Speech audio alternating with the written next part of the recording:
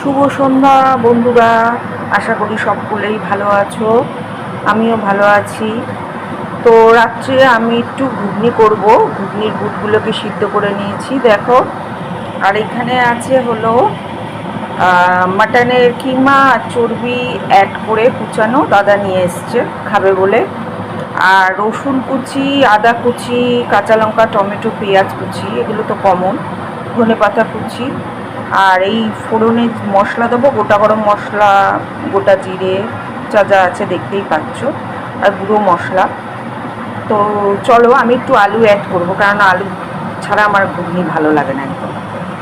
তো চলো তোমাদের সঙ্গে রেসিপিটা একটু দেখাবো। তো দেখো বন্ধুরা, আমি পেঁয়াজ কুচি, আদা, রসুন কুচি সমস্ত কিছু দিয়ে দিয়েছি। সামান্য তেল দিয়েছি, বেশি তেল দিইনি, যেহেতু চর্বি দিয়ে তেল বেরাবে তাই আমি বেশি তেল দিইনি। এটায় অল্প তেল দিয়েছি। এটা ভালো করে ফ্রাই করতে হবে। ফ্রাই করে তারপরে একে একে সব অ্যাড করতে হবে। আর চর্বি আর কিমাটা দিয়ে ভালো করে ভাজতে হবে।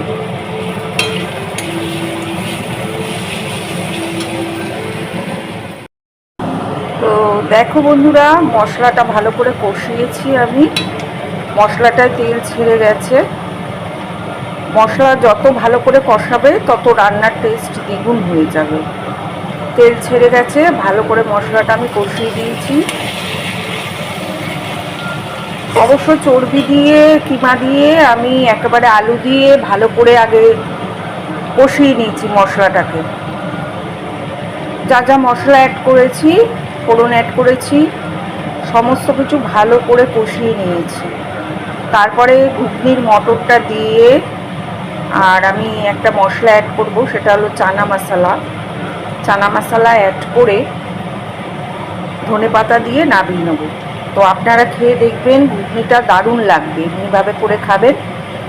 তো দাদা তো আমার পেছনে গুড়গুড় করছে গন্ধের জন্য, কি বলবো, কখন খাবে আর কি।